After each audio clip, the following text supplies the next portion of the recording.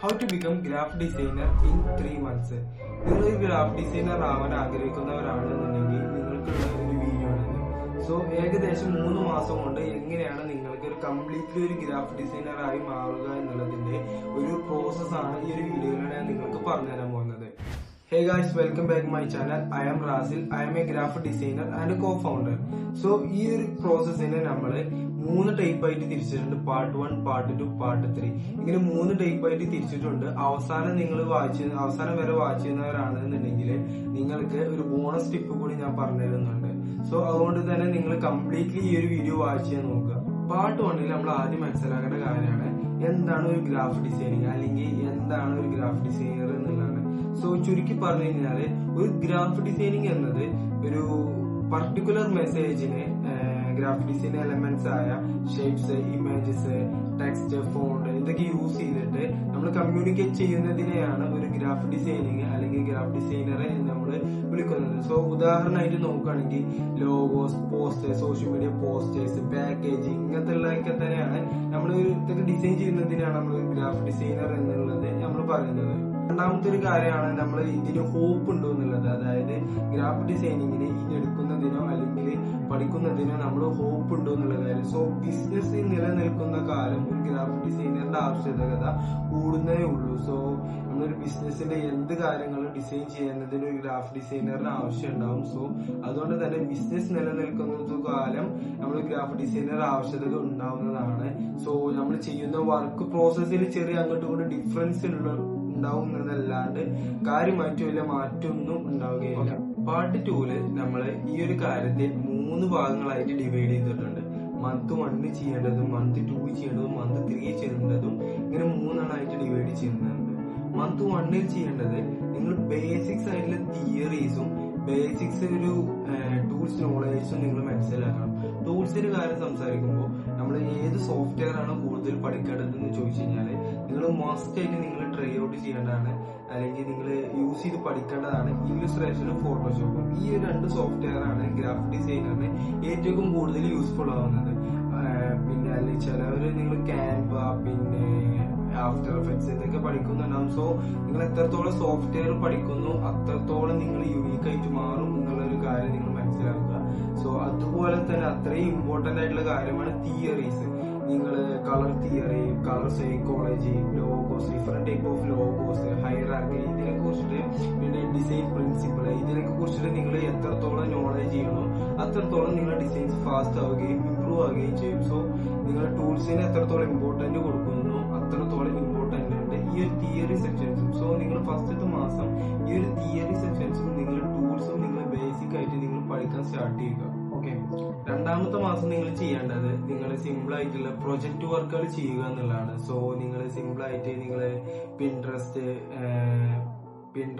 ബിഹാൻസ് ഇതുപോലുള്ള സോഫ്റ്റ്വെയർ, ഇതുപോലുള്ള website use ചെയ്തിട്ട് അതിന് നിങ്ങൾ റെഫർ ചെയ്തിട്ട് നിങ്ങൾക്ക് സിമ്പിൾ ആയിട്ട് ചെയ്യാൻ പറ്റുന്ന പോസ്റ്റേഴ്സ്, ലോഗോസ് ഇതൊക്കെ നിങ്ങൾ സെയിം ആയിട്ട് ചെയ്യാൻ നോക്കുക. അതായത് സെയിം കോപ്പി പേസ്റ്റ് ചെയ്യാൻ നോക്കുക. അതൊരിക്കലും നിങ്ങൾ പോർട്ട്ഫോളിയോ വെക്കരുത്. എന്നാലും നിങ്ങളുടെ സ്കില്ല് ഇംപ്രൂവ് ആവാനും നിങ്ങളുടെ ടൂൾസ് മനസ്സിലാക്കാനും വേണ്ടിയിട്ട് നിങ്ങൾ ഇങ്ങനത്തെ സിമ്പിൾ ആയിട്ടുള്ള വർക്കുകൾ നിങ്ങൾ ചെയ്തുകൊണ്ടിരിക്കുക. സോ അത് കഴിഞ്ഞിട്ട് നിങ്ങൾ മാസം അവസാനമൊക്കെ ആകുമ്പോൾ ഏകദേശം നിങ്ങൾ സ്വന്തമായിട്ട് വർക്കുകൾ ചെയ്യാൻ തുടങ്ങുക. സോ ഒരു സ്വന്തം ഒരു കമ്പനി ഉണ്ടാക്കിയിട്ട്, ഒരു ഇമാജിനറി കമ്പനി ഉണ്ടാക്കിയിട്ട്, സോ അതിന് വേണ്ടി ലോഗോസ്, പോസ്റ്റേഴ്സ്, ബ്രോഷർ, പാക്കേജിങ് ഇതുപോലുള്ള കാര്യങ്ങളൊക്കെ ചെയ്യാം. അങ്ങനെ ചെയ്തൊരു സ്വന്തമായിട്ടൊരു ഓൺ പ്രൊജക്ട് വർക്ക്സ് ബിൽഡ് ചെയ്യാൻ നോക്കുക. സോ അത് നിങ്ങൾക്ക് പോർട്ട്ഫോളിയോയിൽ വെക്കാൻ ഹെൽപ്ഫുൾ ആവും. അതുപോലെ തന്നെയാണ് നിങ്ങൾ ചെറിയ വർക്ക്സിനെയൊക്കെ റീഡിസൈൻ ചെയ്യുക. അതായത് ഒരു പോസ്റ്ററിന്റെ അത് നിങ്ങളേതായിട്ടുള്ള യുണീക്ക് ആയിട്ടുള്ള രീതിയിൽ മറ്റു രീതിയിൽ റീഡിസൈൻ ചെയ്യാൻ നോക്കുക. സോ രണ്ടാമത്തെ മാസം നിങ്ങൾ ഫസ്റ്റത്തെ മാസം വെച്ച് പഠിച്ച കളർ തിയറീസും പിന്നെ ടൂൾസും യൂസ് ചെയ്തിട്ട് രണ്ടാമത്തെ മാസം നിങ്ങൾ എന്ത് ചെയ്യാം, നിങ്ങൾ ഈ ഒരു പോസ്റ്റേഴ്സ് കാര്യങ്ങൾക്ക് റീഡിസൈനിങ്ങും നിങ്ങളതായിട്ടുള്ള ഒരു ഓൺ പ്രൊജക്ട് ചെയ്ത് വർക്ക് ഫയലൊക്കെ ചെയ്ത് അതിന് വേണ്ടിയിട്ട് ഡിസൈൻ ചെയ്യാൻ നോക്കും. ഓക്കെ, മൂന്നാമത്തെ മാസം നിങ്ങൾ ചെയ്യേണ്ടത് ആദ്യം നിങ്ങൾ ചെയ്യേണ്ടത് നിങ്ങൾ കഴിഞ്ഞ മാസം ചെയ്ത, അതായത് നിങ്ങൾ ടൂൾസ് പഠിച്ചു കഴിഞ്ഞ് നിങ്ങൾ ഓൺ പ്രൊജക്ട്സ് ആണ് നിങ്ങളുടെ ഫ്രണ്ട്സ്, റിലേറ്റീവ്സ്, ഫാമിലീസ് അവർക്ക് അല്ലെങ്കിൽ ഡിസൈനർമാരായിട്ടുള്ള ഫ്രണ്ട്സ് ഒക്കെ ഉണ്ടെന്നുണ്ടെങ്കിൽ അവർക്ക് നിങ്ങൾ ചെയ്തു വെച്ച ഈ ഒരു വർക്ക്സ് സെൻഡ് ചെയ്തുകൊണ്ട് അവരുടെ ഫീഡ്ബാക്ക് കളക്ട് ചെയ്യുക എന്നുള്ളതാണ്. സോ നെഗറ്റീവ് ഉണ്ടാവും, അവരുടെ ഒരു പെർസ്പെക്റ്റീവ് വ്യൂസ് ഉണ്ടാവും. സോ അതുകൊണ്ട് തന്നെ അവരുടെ ആ വ്യൂസ് മനസ്സിലാക്കുമ്പോൾ നിങ്ങൾക്ക് നിങ്ങളുടെ ഡിസൈൻസ് കുറച്ച് ഇംപ്രൂവ്മെന്റ്സ് കൊണ്ടുവരാൻ പറ്റും. എന്തെങ്കിലും മിസ്റ്റേക്ക് ഉണ്ടെന്നുണ്ടെങ്കിലും അല്ലെന്നുണ്ടെങ്കിൽ എങ്ങനെയാണ് ഓഡിയൻസിന് വ്യൂസ് എന്നുണ്ടെങ്കിലും നിങ്ങൾക്ക് മനസ്സിലാക്കാൻ പറ്റുന്നതാണ്. സോ പിന്നെ ചെയ്യേണ്ടത് നിങ്ങളൊരു പോർട്ട്ഫോളിയോ ബിൽഡ് ചെയ്യുക എന്നുള്ളതാണ്. കഴിഞ്ഞ വെച്ച ഈ ഒരു വർക്ക്സ് എല്ലാം വെച്ചിട്ട് നിങ്ങൾ ഒരു ബെസ്റ്റ് പോർട്ട്ഫോളിയോ ക്രിയേറ്റ് ചെയ്യുക. സോ നിങ്ങൾക്ക് പിൻട്രസ്റ്റ്, ബിഹാൻസ്, പിന്നെ ഒരുപാട് പോർട്ട്ഫോളിയോയുടെ സൈറ്റ് ഉണ്ട്. സോ ഈ ഒരു സൈറ്റ് ഉപയോഗിച്ചിട്ട് നിങ്ങൾക്ക് എക്സാക്ട്ലി സെയിം യൂസ് ചെയ്യാണ്ട് നിങ്ങളതായിട്ടുള്ള യൂണീക്ക് ആയിട്ടുള്ള രീതിയിലായിരിക്കണം നിങ്ങൾ പോർട്ട്ഫോളിയോ ബിൽഡ് ചെയ്യേണ്ടത്.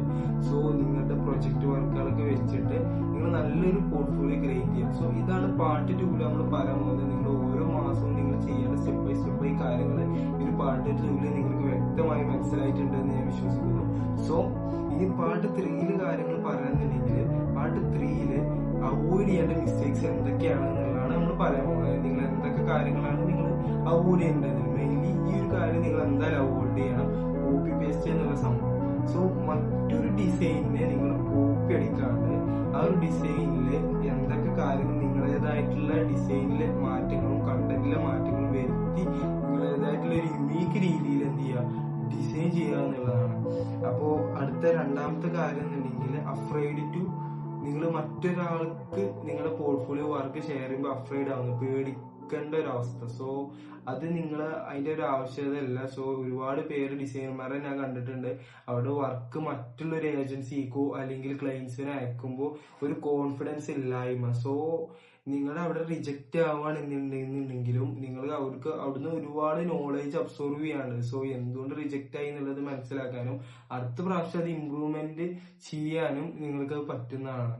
പിന്നീട് നിങ്ങൾ മനസ്സിലാക്കേണ്ട നിങ്ങൾ ഏറ്റവും ഇമ്പോർട്ടന്റ് ആയിട്ട് അവോയ്ഡ് ചെയ്യേണ്ട കാര്യമാണ് ടൂൾസ് ഒരുപാട് പഠിച്ചിട്ട് തിയറീസിന് ഇമ്പോർട്ടന്റ് കൊടുക്കാണ്ടിരിക്കുന്നത്. സോ അത് നിങ്ങൾ എത്രയും പെട്ടെന്ന് അവോയ്ഡ് ചെയ്യണം, നിർത്തണം. നിങ്ങൾ ടൂൾസിന് എത്രത്തോളം ഇമ്പോർട്ടന്റ് കൊടുക്കുന്നു അത്രത്തോളം ഇമ്പോർട്ടന്റ് തിയറീസിന് കൊടുക്കണം.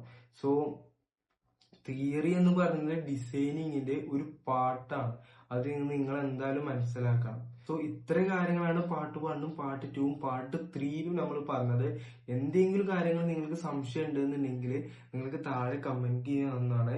സോ അവസാനത്തെ ബോണസ് ടിപ്പ് എന്ന് പറയുന്നത് നിങ്ങൾ നിങ്ങളുടെ ഫ്രണ്ട്സിന് എന്ത് ചെയ്യുക, ഫ്രണ്ട്സ്, റിലേറ്റീവ്സ്, ഫാമിലീസ് ഇവർക്കൊക്കെ വേണ്ടിയിട്ട് നിങ്ങൾ ഫ്രീ ആയിട്ട് അവർക്ക് വേണ്ടി ഡിസൈൻ ചെയ്യാൻ നോക്കുക. അവർക്ക് വേണ്ടിയിട്ട് ലോഗോസ്, പോസ്റ്റേഴ്സ് ഇതൊക്കെ നിങ്ങൾക്ക് ഫ്രീ ആയിട്ട് ചെയ്തു കൊടുക്കാൻ പറ്റുക. ഇതൊക്കെ ഫ്രീ ആയിട്ട് ചെയ്തു കൊടുക്കുന്നതോടുള്ള ഗുണം എന്താ വെച്ചാൽ നിങ്ങൾക്ക് ഒരു റിയൽ ക്ലയൻസുമായിട്ടുള്ള ഒരു ഏകദേശം നിങ്ങൾക്ക് ഒരു എക്സ്പീരിയൻസ് ഉണ്ടാവാൻ വേണ്ടിയിട്ടാണ് ഇങ്ങനെ ചെയ്തു കൊടുക്കുന്നത്. സോ പിന്നെ കൺസിസ്റ്റൻസി നിങ്ങൾക്ക് ഏകദേശം ചിലപ്പോൾ ഒരു 3 മാസം കൊണ്ട് പഠിയാം, 4 മാസം കൊണ്ട് പഠിയാം, 5 മാസം കൊണ്ട് പഠിയാം. നിങ്ങൾ എത്ര കാലം ഇതിന് കൺസിസ്റ്റൻസി ആയിട്ട് വർക്ക് ചെയ്യുന്നുണ്ട് അത്രയും പെട്ടെന്ന് നിങ്ങൾക്ക് എന്ത് ചെയ്യാൻ പറ്റും, ഈ ഒരു കാര്യത്തിൽ നിങ്ങൾക്ക് പെട്ടെന്ന് പഠിക്കാൻ പറ്റുന്നുണ്ട്. നിങ്ങൾക്ക് എന്തെങ്കിലും ഈ ഒരു ഡിസൈനിങ്ങിനെ കുറിച്ച് എന്തെങ്കിലും സംശയം ഉണ്ടെന്നുണ്ടെങ്കിൽ താഴെ കമന്റ് ചെയ്യാൻ പറ്റുന്നതാണ്. ഈ ഒരു വീഡിയോ ഇഷ്ടപ്പെട്ട് കഴിഞ്ഞാൽ ലൈക്ക് ചെയ്യുക, ഷെയർ ചെയ്യുക, കമന്റ് ചെയ്യുക ആൻഡ് സബ്സ്ക്രൈബ് ചെയ്യുക.